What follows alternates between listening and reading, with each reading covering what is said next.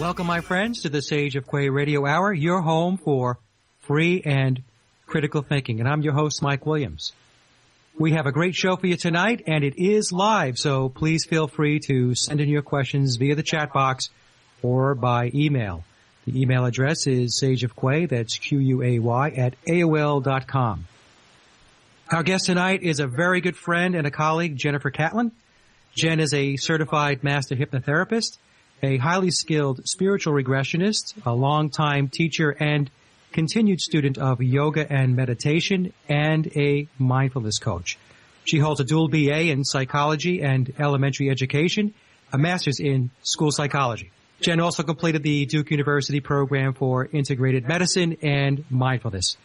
She is a member of the International Association of Counselors and Therapists and a contributing author to the online publication Lightworkers World. Her practice is The Mindful Way, and it's located in Cary, North Carolina. So, Jen, with that very impressive resume, welcome to the show. Thank you for having me. You're very, very welcome. Now, Jen, I thought to kick things off tonight, because a lot of our listeners wonder about how our guests got to where they're at, how they got into hypnosis, how they got to study mindfulness. So I was wondering if you could just take our audience through your trek. How did you come to do what you're doing today, and how did it all start? Sure. Well, I think it was a culmination of life events, probably starting from childhood.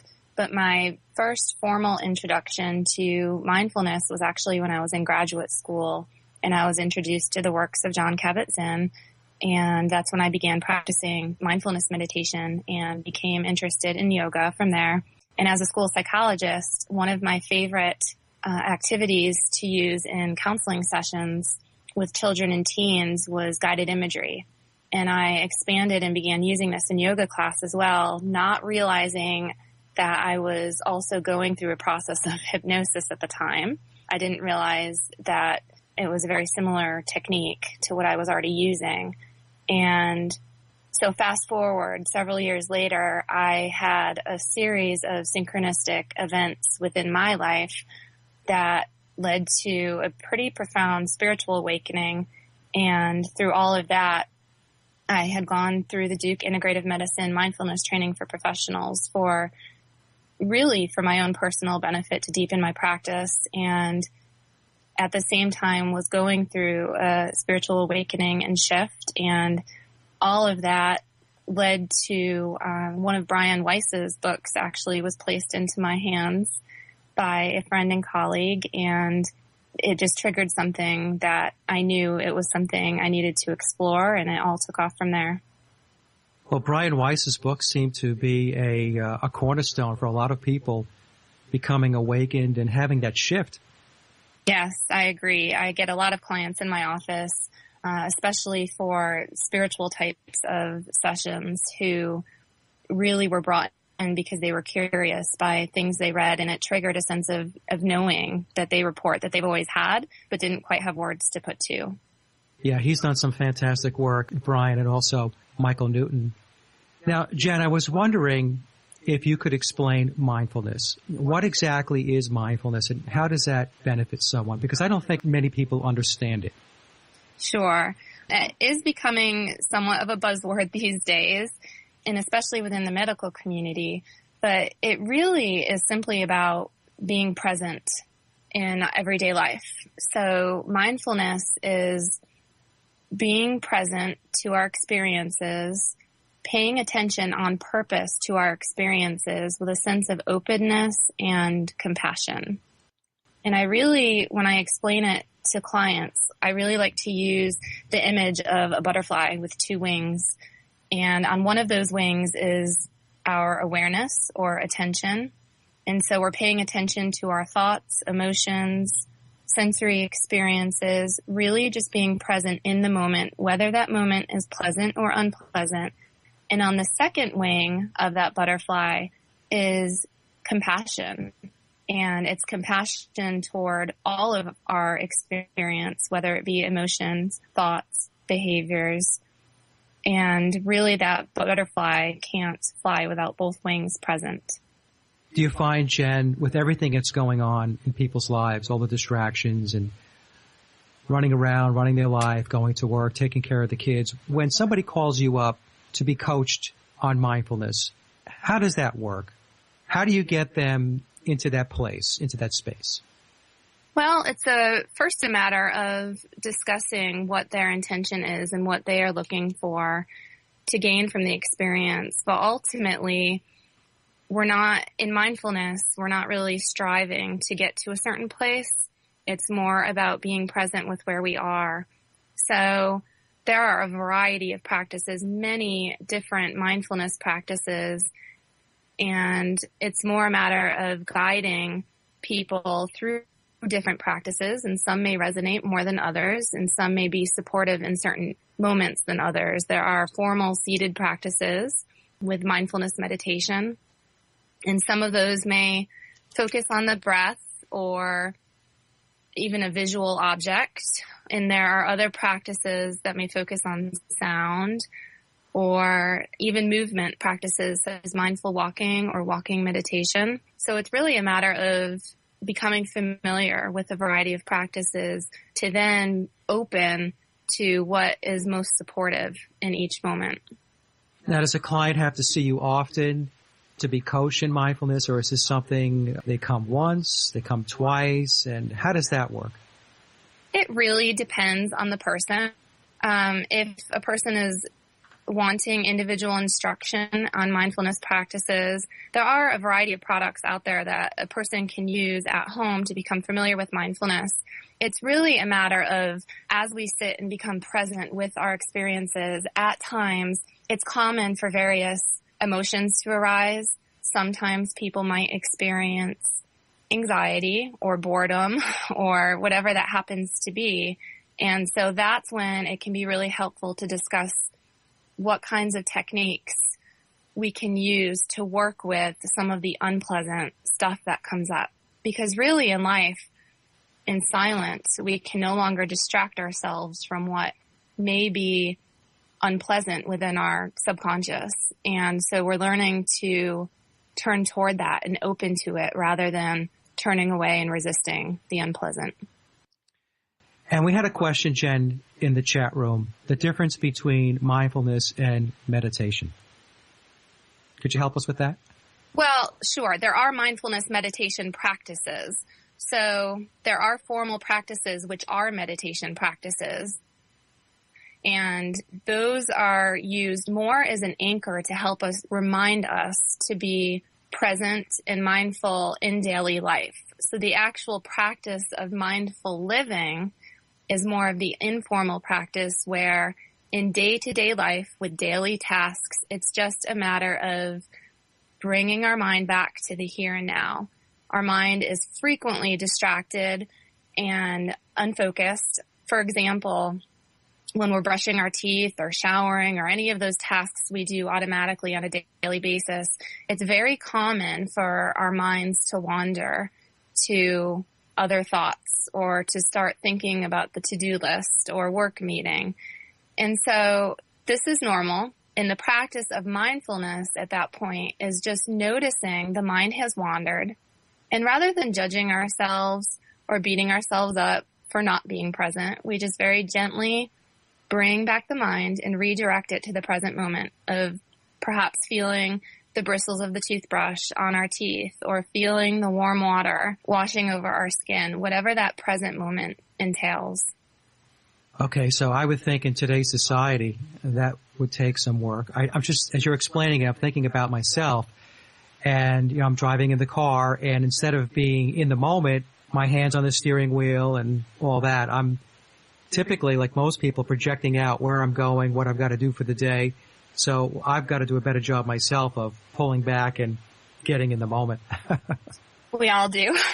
I've been doing this practice for many years. And like I said, I went to Duke to deepen my personal practice. But I know some friends of mine who have spent a couple years straight dedicating their lives to this practice, and other friends and colleagues who teach us on a daily basis. And there's no end goal.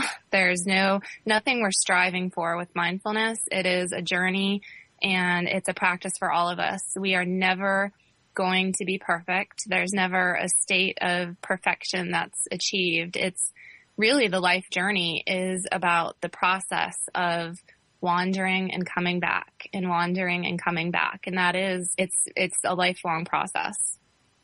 I mean, it sounds like it would be. Now, Yeah. you and I in the past have had conversations about mindfulness and how mindfulness is a form of hypnosis. And you've described this and expressed this to me in the past. So I was wondering if we can just maybe make that segue from mindfulness to hypnosis, and by bridging it a little bit by explaining what you mean by mindfulness and hypnosis being related. Sure. They're similar. They're not exactly the same. When we think of hypnosis sessions, typically a person will come in for a hypnosis session with a goal in mind. And so we're working to change behavior in some way or to explore spiritually. But there's some type of goal that is being sought out. Mindfulness practice, especially mindfulness meditation, we're not having a goal other than practicing being present with the present moment. So, however, when you're doing the formal practice of seated meditation, the mind is pretty much going into a state of hypnosis, which really all that means is a slower, more focused, concentrated brainwave state. Okay, so what you're explaining is they're getting into that state of mind, that brainwave state, and they're very focused and very much concentrating on where they're at and what they're doing. Yeah, whatever their experience is in that moment, depending on what type of mindfulness meditation practice they might be engaging in. If they're using the breath as a focus, then it's Yes. practice. Not saying that behavior modification can't result from the practice, because it's been proven that that does happen. But we're not going into mindfulness meditation with the intention of changing behavior. Okay, I understand. All righty, so then why don't we move to changing behavior and moving into the hypnosis aspect of your practice and the work that you do. Could you just explain to us a little bit about what hypnosis is? Sure. In the sessions that I offer, there are many different techniques for emerging and getting into a state of hypnosis. The process that resonates most with me is a process of progressive relaxation. And so I'll use some imagery and just really dropping into, I do combine mindfulness a lot. I was going to ask you that if you combined it. I do, especially when it really depends. If I tend to get people that have very strong analytical, logical minds, I will use it more often. It just helps people. For example, one of the mindfulness meditations, and I put this on my CD, is a body scan, and it'll just have you drop in and focus on various parts of the body to become aware of what is going on in the body. And that just helps the person to get out of their head, especially when the thoughts are, running wild. So I will often use various mindfulness techniques to help people become more present and out of that worrying mind or the racing thoughts that might be experienced. But with hypnosis, so I'm guiding people to become more relaxed. And then once they're in that relaxed state, I am then using imagery and other techniques. I do offer some direct and indirect suggestion techniques, but I don't rely on those solely. A lot of my sessions are very interactive and client-centered, and I know yours are as well. So those are the types of techniques that I'm using then to reach the subconscious mind and to find out what some of those repressed emotions or thoughts or beliefs are to help people then change their behavior. Okay, so Jen, when people contact you for hypnosis to come in for a session, what types of behavior typically, when they connect with you, are they trying to change and shift? I offer sessions for a variety of purposes. I offer clinical sessions for people that some people are coming in because they'd like to lose weight. Others might be looking to quit smoking. And a lot of clients I work a lot with emotions. I think partly because that's been my background, being a psychologist. So it resonates with me. I get a lot of clients who experience anxiety and fear and are working through those emotions, which tend to control a lot of their behavior. And much of our behavior is actually driven by the subconscious mind. I'm not sure if a lot of people realize that. And then, so there are a lot of people who come in and really it boils down to building up a sense of self-confidence, self-worth, self-compassion. And then I also get a lot of people coming in for spiritual exploration, such as past life regression and life between lives regression. Right. And what I'm going to do is I'm going to dedicate the second half of the show just to talk about past lives and life between lives, because it really is so fascinating. But if we just right now just focus again on the clinical aspect, I had a question for you. When a client calls you and asks how many sessions is it going to take to get through a fear, to get through stress and anxiety, what do you tell them? How many sessions does it take to get through various different types of issues and behavior change? That also depends upon the client. What I typically say to people, for most people on average, I would say anywhere from 3 to 5 sessions is typical. I've had some people resolve it in less, and I've had some people move through rarely needing more. I would say 3 to 4 is typically average for most people. In my practice, I have had a couple of people who have chosen to come back monthly just because they like the relaxation aspect, but many people don't. They learn the techniques to use themselves in their daily life. But yeah, I would say anywhere from 3 to 5 sessions is average. Right. So do you get clients that come in and thinking it's a silver bullet, one session and everything is fixed up? At times. At times? At times that can happen, yes. I try, when I'm talking to clients before they come into the office to be clear that this is a process and it has likely taken years of subconscious beliefs and thoughts to be repressed, and it's going to take some time to work with those, allowing them to surface, and then continuing that work, like I said, is a lifelong process. So typically clients will learn techniques to move through that anxiety and to really honor it and have that conversation with it and gain some awareness and insight as to what that's about and what it's really needing. And then from then on, what happens is at some point in life, those emotions can be re-triggered. That's not uncommon and that's normal. It doesn't mean they didn't resolve it. What's different is that they now have techniques to work with that. We experience fear and other emotions for a reason, and we need to experience those emotions. It's part of being human. So it doesn't mean the emotions go away 100% ever, because that would be taking away our humanness. It means we learn techniques so that those emotions are not driving our behavior. It wakes us up from that automatic pilot response, and so we can then respond from a place of conscious awareness. And how do you deal with questions that come up where people's perceptions or potential clients' perceptions, Jen, are skewed by what they see on television and what they see in the movies with regard to what hypnosis is about? That's actually pretty common. I get that question a lot from clients. I tell them that all hypnosis is self-hypnosis. It's actually a process of giving themselves permission to relax and let go. It is not possible for any person on this planet to have control over another person. If that were possible, then people, would really be ruling the world in everybody's behavior. All of that stuff that's shown on TV is for entertainment purposes. And the people that are engaging in those behaviors that may be embarrassing are allowing themselves and convincing themselves that they want to engage in that.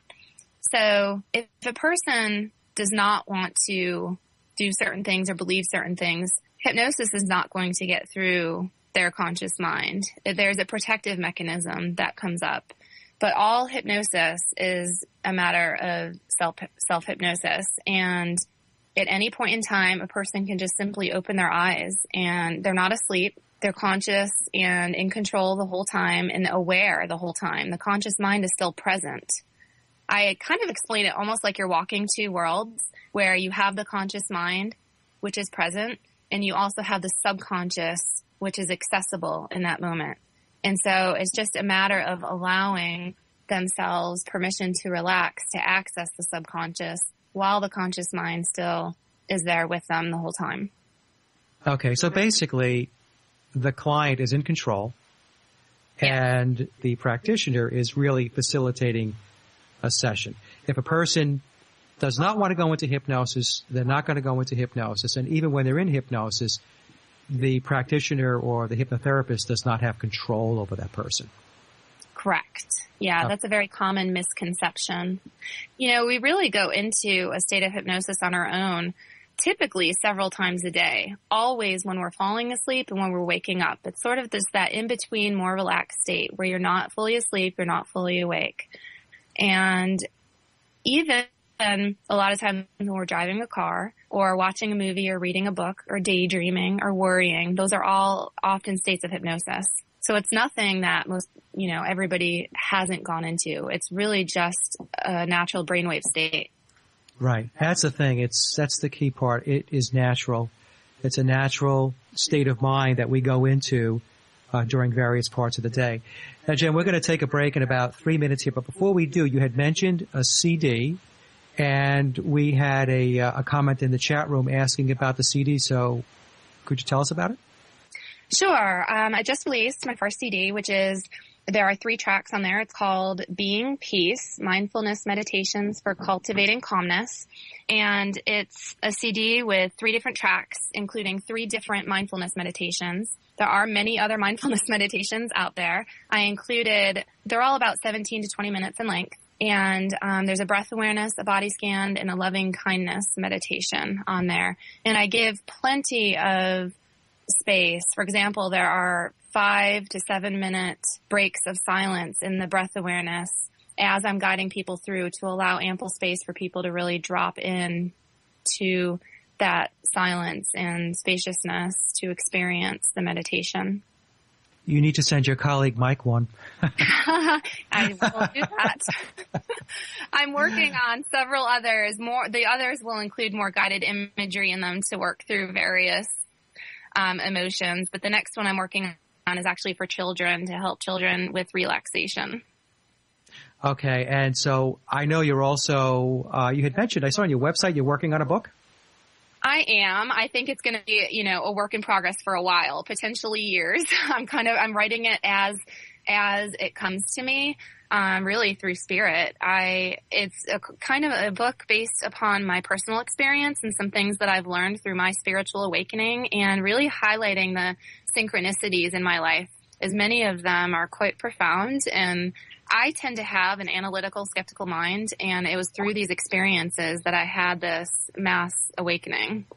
Okay, well, take your time. You have plenty of time to write that book. Spirit will help you.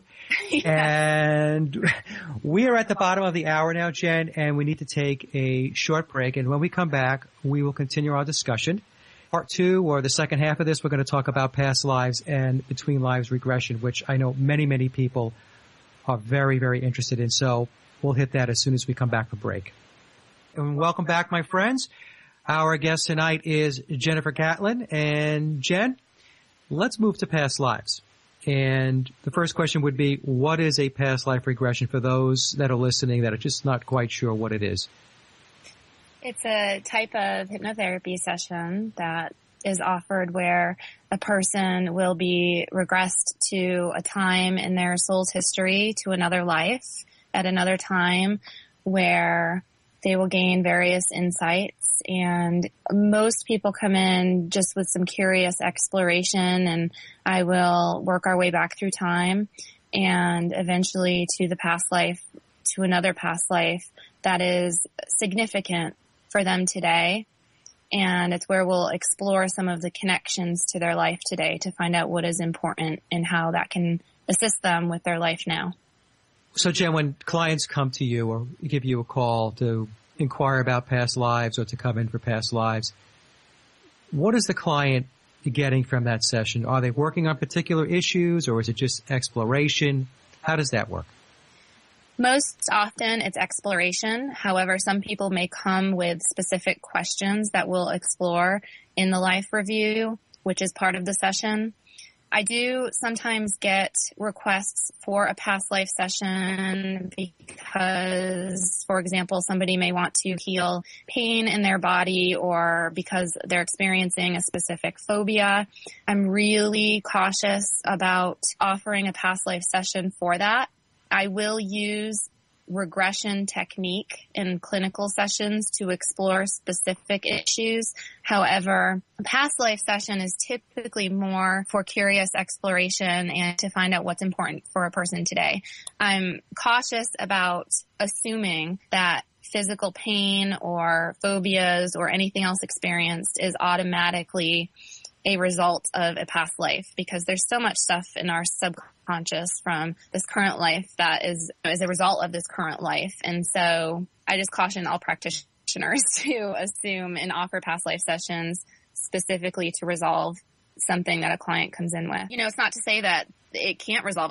I've witnessed some really miraculous things through past life sessions that have resolved, but we can't assume that as a practitioner. It needs to be client-centered. And so we have to allow flexibility for the client to go to the source of the issue rather than us as a practitioner guiding somebody to assume it's from a past life.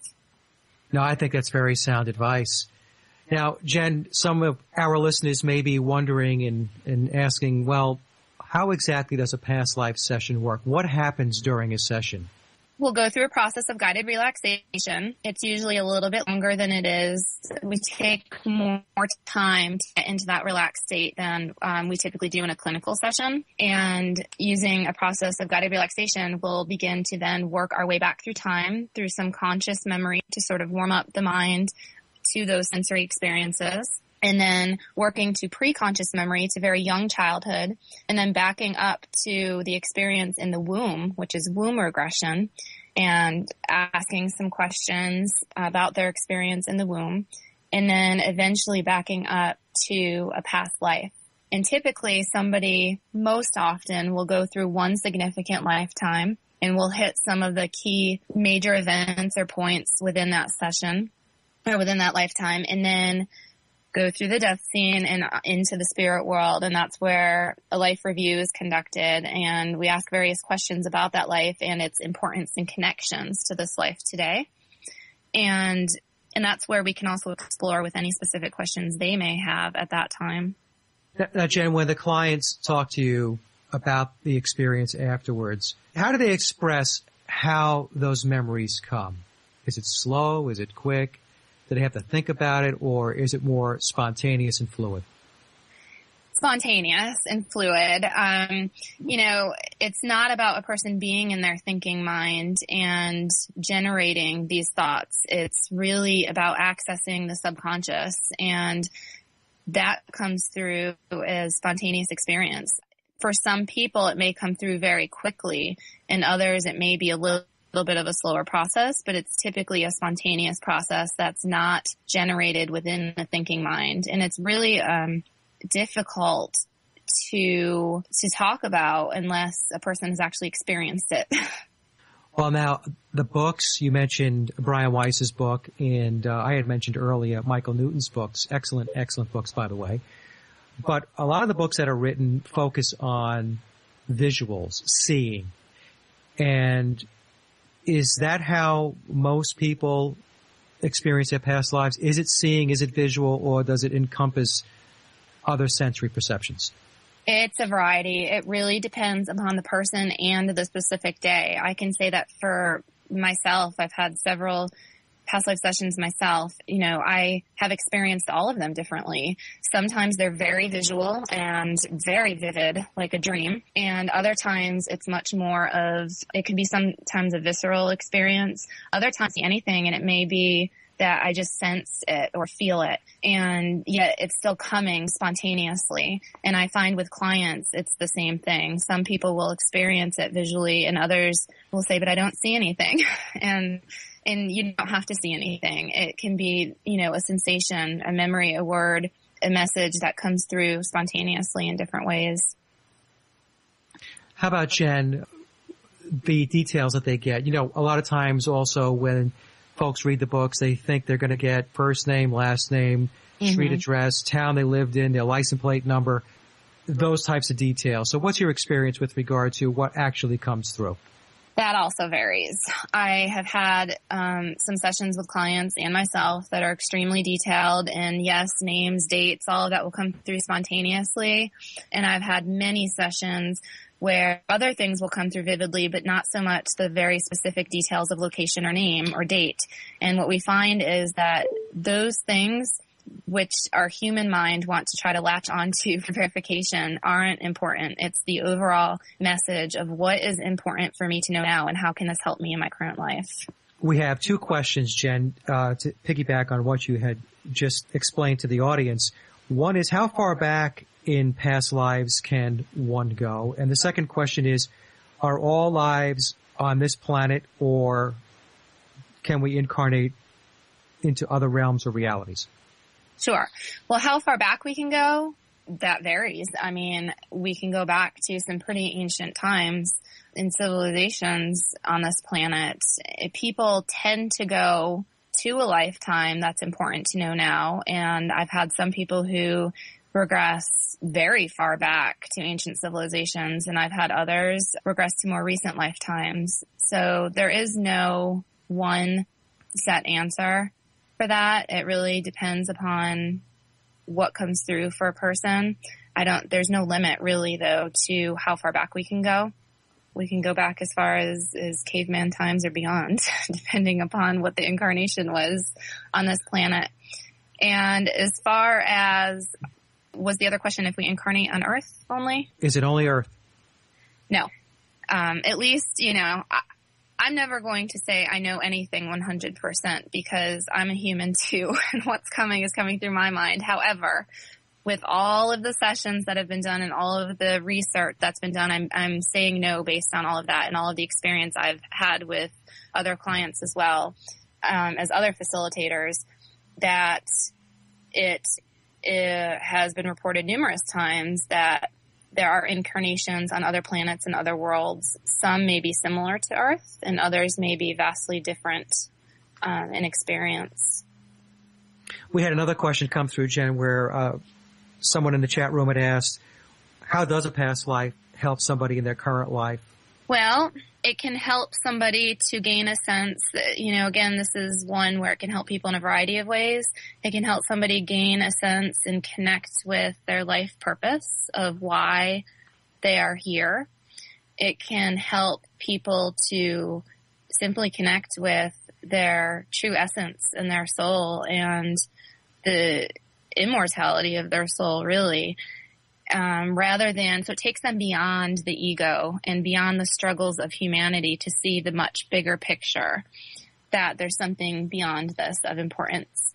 It can also help people gain some understanding about relationships in their lives.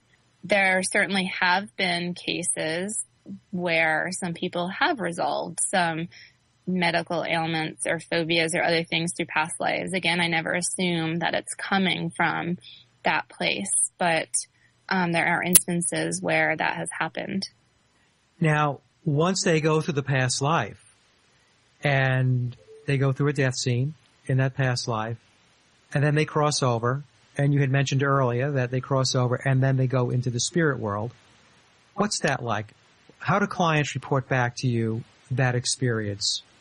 What happens when they hit that death scene and then they head to the spirit world? Sure.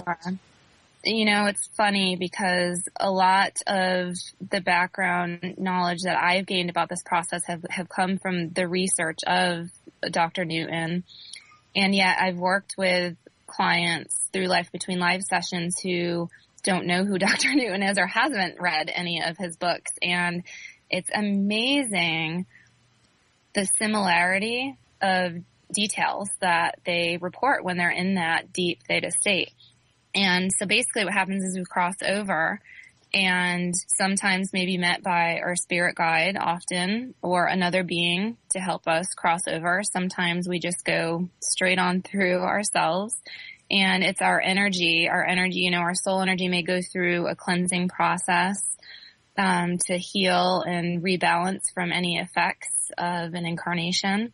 And then from there, we meet with a council of elders which will review some of the life lessons that we've learned and gain any insight and information about that and how we've grown and changed. And there are different soul activities that we may be involved in, such as learning to work with energy or create, or there are many different activities there. We also may visit our soul group of other beings who we tend to incarnate with frequently, or other beings who may be working on some similar lessons with us and have similar sort of, I don't want to say level, but energetic qualities. Many different activities there's still so much that we don't know, that we're still learning about the spirit world. I think the whole next layer of information is just beginning to come through. Now, one of the things that you just mentioned was the consistency. And I have to agree with you 100% because, you and I do the same work. And one of the constant variables is the consistency of what the clients report back. What happens when the soul leaves the body, that whole energetic state. It's very, very consistent. So, we have our clients that come in and they all basically report back experiences which are very much the same. Would you agree with that? Yes, absolutely. And as much as I've done this, I still sometimes am in awe of what comes through, especially when people haven't read the books and have no basis for this, and they're people from all different faith backgrounds and belief systems. And once they're in that state, as we talked about, things come through spontaneously, and it's not coming from the conscious ego mind. It's coming from this other place of knowing and from that consciousness within us. We had a question come through about Atlantis and whether you've had a client go back to Atlantis. I guess they're asking whether Atlantis is real or not. I don't know whether you've had a client go back there or not. So if not, that's fine. Right. I personally have not. I have heard that some others have. Have you personally had a client go to that? I have not. I've had them go back to a very, very ancient times, going back into Egypt, Samaria, that type of thing there, but not back to Atlantis. However, like you, our colleagues have reported back that clients have indeed gone back to Atlantis. Right. Yeah, I haven't experienced it personally in any sessions, but that doesn't mean it does or doesn't exist, Exactly.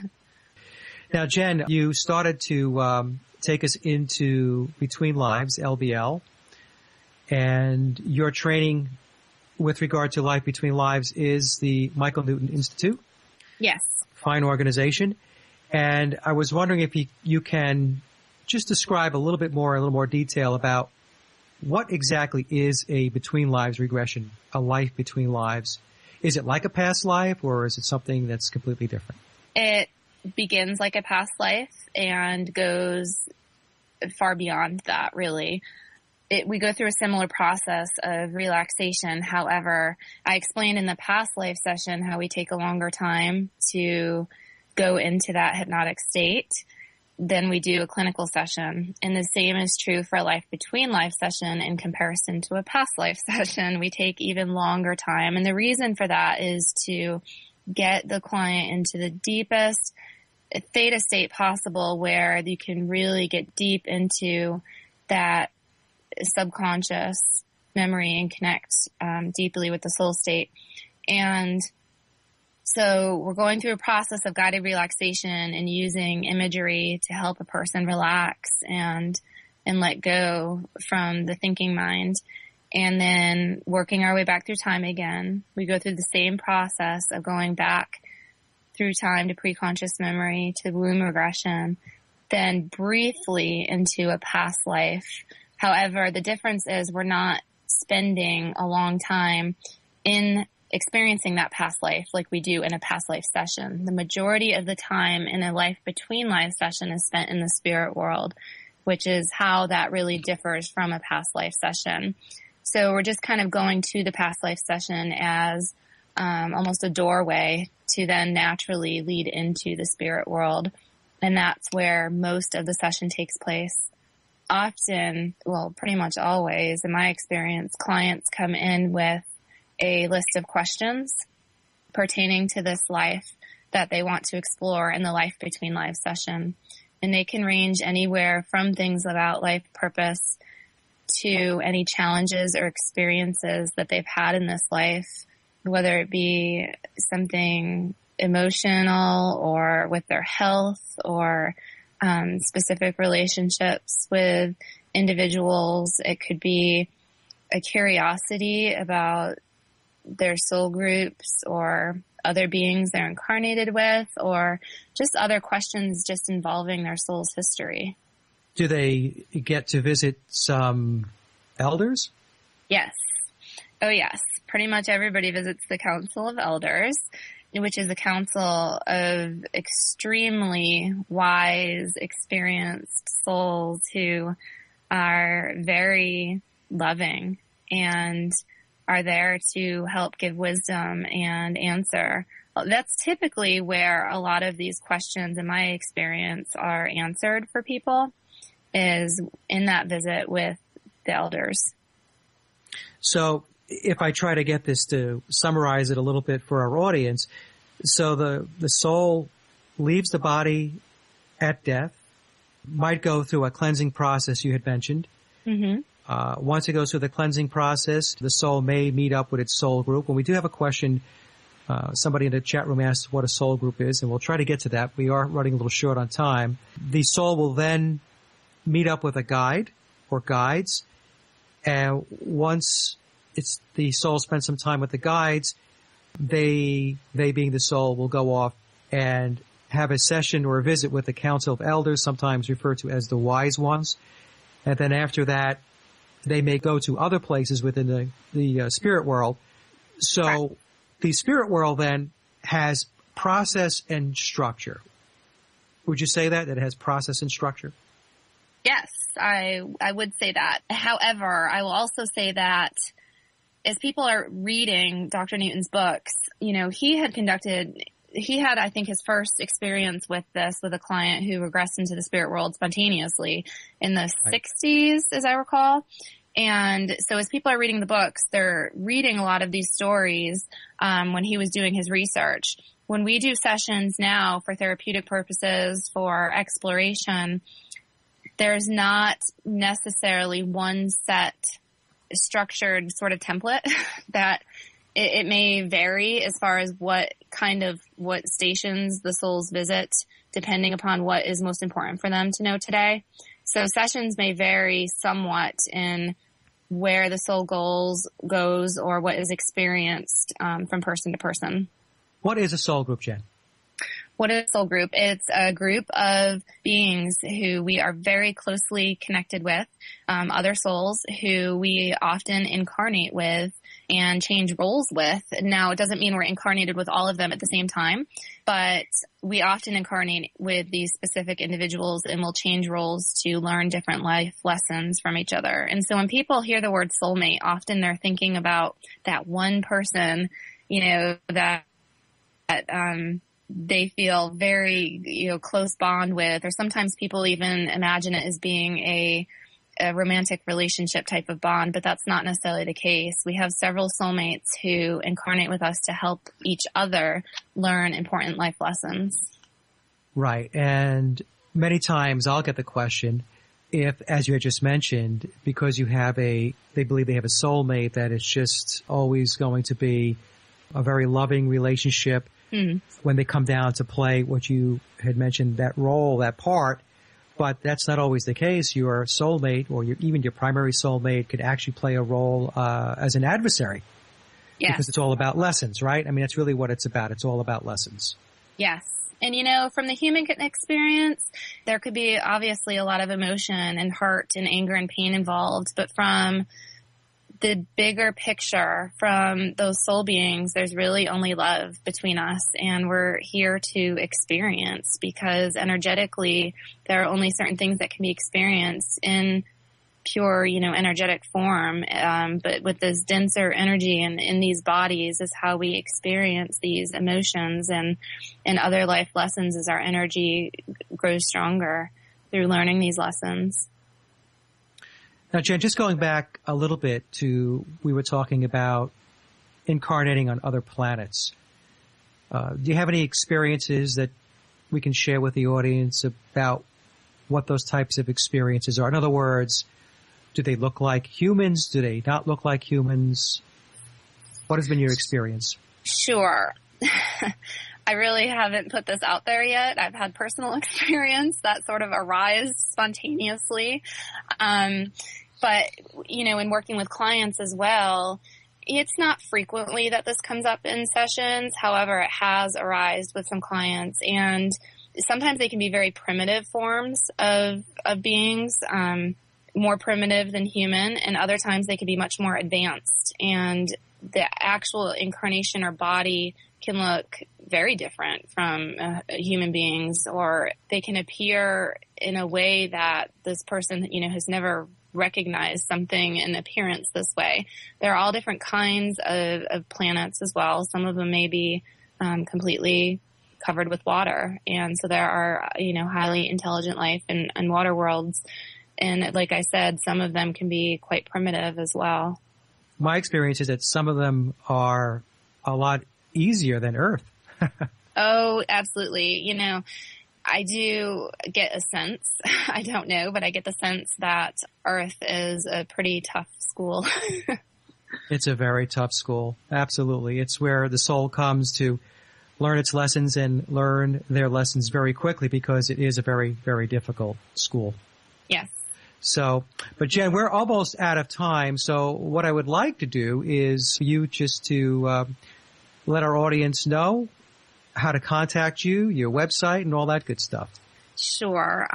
Well, my contact information is on my website, so that's probably the easiest thing to refer to.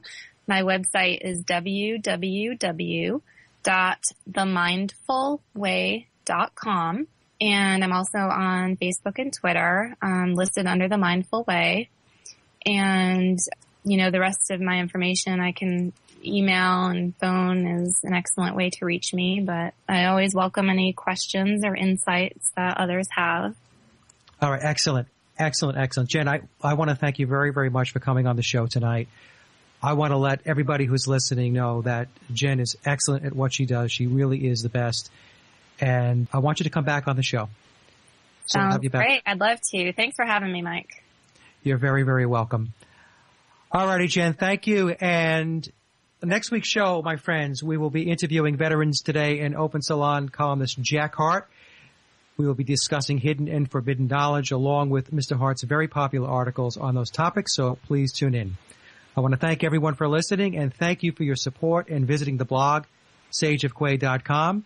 Please check out my music and my album, Leaving Dystopia, at laboroflovemusic.com. And remember, live in truth and always serve creation. It's really that simple.